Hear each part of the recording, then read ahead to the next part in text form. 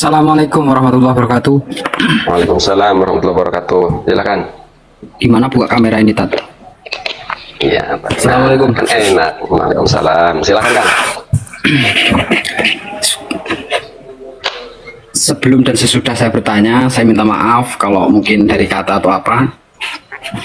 Saya mau tanya ciri-ciri yang selamat dominan kan dengan apa kata-kata selamat dunia akhirat. Nah di situ Ciri-cirinya. Ciri-cirinya kalau berbicara konteks syariat ya, lahiriah, maka mustaqimina li syariatillah. Tapi itu tetap tidak menjadi ukuran pasti. Alhasil kalau akan berbicara ciri-ciri itu tidak ada ciri-cirinya. Bisa saja orang yang terlihat jadi panjang ini. Tapi ya sudahlah, satu saja ya yang temanya keluar daripada tema ini ya, satu kali aja ya. Jadi tidak ada ciri-ciri pasti. Bisa jadi orang yang terlihat banyak maksiat, bukan terlihat, pelaku maksiat bisa jadi orang itu selamat di akhirat. Ketika di akhir hayat tobat misalnya lalu wafat, waduh itu jelas itu. Tapi kan nggak, berarti kan bukan ciri-ciri. Maka kenapa permintaan husnul khotimah itu selalu dibawa kiai-kiai kita kalau acara apapun, Allahumma inni as'aluka husnul khotimah wa na'udzubika min syarril aqibati wa su'il khotimah. Adanya itu bentuknya husnudzon. Jadi husnudzon. Ada orang istiqomah dalam ibadah itu bentuknya husnudzon, bukan berarti ciri-ciri pasti. Tidak ada ciri-ciri pasti orang selamat dan tidak selamat ya. Tidak ada ciri-ciri pasti. Kalau yang memang ciri-ciri pasti, jawabannya tidak ada. Maka kenapa yang tidak boleh umat Islam itu sepintar apapun itu memvonis surga dan neraka? Karena itu hak prerogatif Allah. Tapi kalau tapi akan juga jangan bablas nih, harus ketahui. Kalau berbicara benar dan salah doang nggak boleh. Ini salah, ini benar itu boleh. Sama kayak akan begini, saya kasih contoh. Polisi nilang boleh apa tidak? polisi nilang. Ada orang nggak pakai helm di jalan terus ditilang polisi. Boleh tidak? Salah tidak polisi itu? Enggak, dia sudah ada wenang. Ya pelan-pelan ya. Oh, tidak salah. Nah, orang yang nggak pakai helm salah tidak? Secara undang-undang lalu lintas salah tidak? Secara undang-undang salah. Nah, jadi berarti kalau ngomong salah dan benar mah boleh. Akang tadi memvonis salah secara perundang-undangan. Nah, disinilah ada terjadi dua ekstrim kan. Ekstrim pertama mudah menentukan surga dan neraka, menghakimi batin. Ini yang nggak boleh. Tapi menghakimi, menilai, menggodok, membahas masalah kalimat, perbuatan itu boleh. Itu bukan dalam konteks menghakimi. Sama aja kayak Akang tadi. Salah nggak orang nggak pakai helm? Salah. Nah, sama. Polisi menilang salah tidak? Kata Akang tidak salah. Tapi apa kita sebut? Boleh nggak kita sebut polisi itu jahat, mengganggu lalu lintas? Kan nggak bisa. Ada standar. Ada standar yang mau. Sama kayak perbuatan ini salah, benar. Itu ada standarnya. Kitab-kitab para ulama, Quran hadis. Nah, jadi yang wilayah diskusi, wilayah perdebatan, itu wilayah ilmiah. Jadi orang yang ngomong nyebut salah benar itu bukan menjadi sok jadi Tuhan. Enggak di situ. Maka ketika orang melakukan dosa, boleh nggak kita vonis orang itu neraka? Nggak boleh. Nah, terjadi dua ekstrim, awas nih. Yang satu mudah surga neraka, yang satu biarkan nggak ada kebenaran mutlak. Ini juga salah. Jadi terlalu bebas, liar. Paham Kang ya? Saya paham arahnya kemana pembicaraan ini. Jangan merasa paling benar. Merasa paling benar itu bahkan wajib bagi umat Islam. Saya kasih contoh. Akang Tuhannya siapa? Allah. Allah. Nah, itu dalam hal ini umat Islam wajib merasa paling benar. Tuhannya Allah. Nggak mungkin iman tidak sah kalau Tuhan saya Allah, tapi bisa jadi Yesus juga Tuhan. Bisa jadi Buddha Gautama juga Tuhan. Bisa jadi Wisnu juga Tuhan. Nah, nggak bisa. Ada wilayah. Saya kasih contoh yang sederhana lagi buat pendekatan Akang. 2 tambah 2 sama dengan 5. Menurut Akang salah apa benar? Benar Pak. 2 tambah 2 sama dengan 5. 2 tambah 2 saya katakan sama dengan 5. Benar tidak? Akang jawab benar. Nah, standar apa?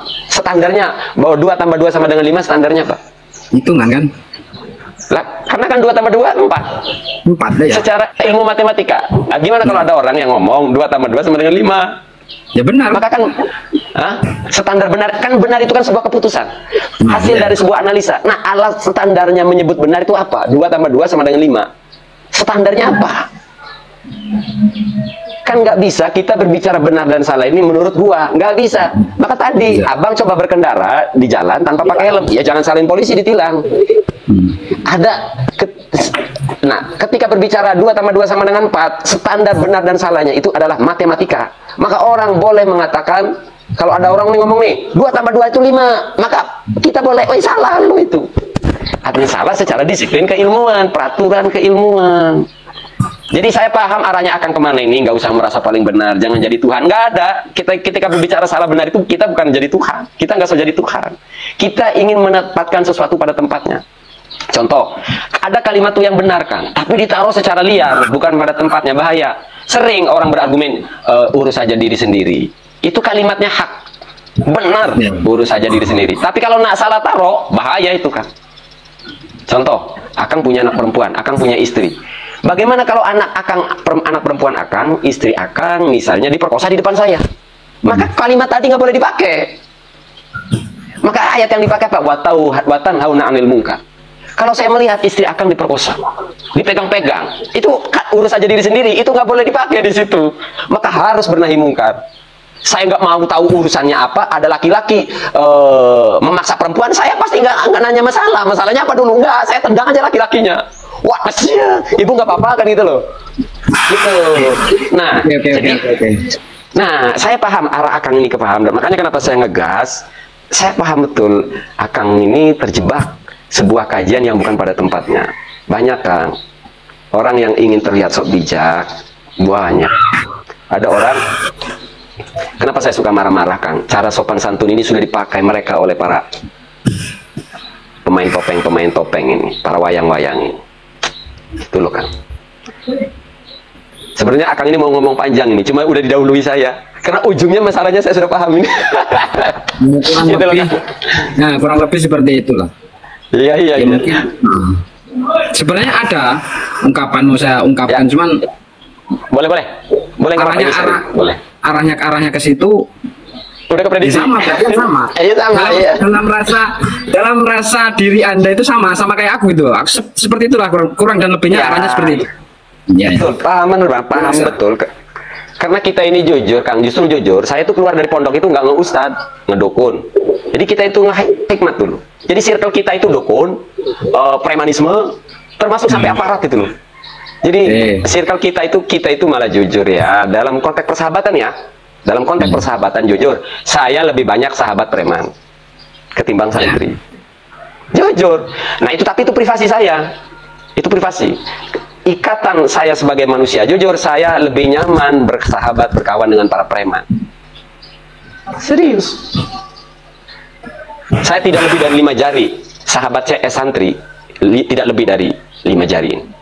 Tapi yang saya kategorikan sebagai sahabat artinya akrab ya. Itu malah orang-orang Badung, orang-orang nakal. Jadi saya ketika bersahabat, yang saya butuhkan sahabat. Saya tidak berpikir sebagai orang yang pernah mondok. Jadi kalau saya ditanya baru saya ngomong. Kalau nggak ditanya, saya nggak ngomong halal haram di hadapan sahabat saya. Lo sahabat saya, gue sahabat lo. Kalau lo nganggap saya mah Saifuddin, santri, ustad, kita nggak bisa, kita ada jeda gitu. Jadi dunia nakal pun kita paham betul. Makanya kita di sini ngegas kenceng. Coba ya, ada orang berpikir Maesa jangan merasa paling benar ketika saya ngelabrak dukun-dukun, oknum-oknum ini ya. Loh, bagaimana bisa mereka mengatasnamakan akhlak pada kebohongan? Mereka melakukan kebohongan untuk memanfaatkan masyarakat.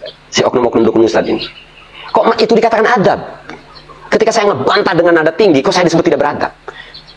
Kepiye itu? Ada orang memanfaatkan orang, dikatakan adab, hanya karena yang dimanfaatkan nggak sadar dirinya dibohongin gitu. Nah saya ingin sadarkan mereka itu. Iya. Oke. Paham. Paham. Ya, terima kasih. Sama-sama Kang.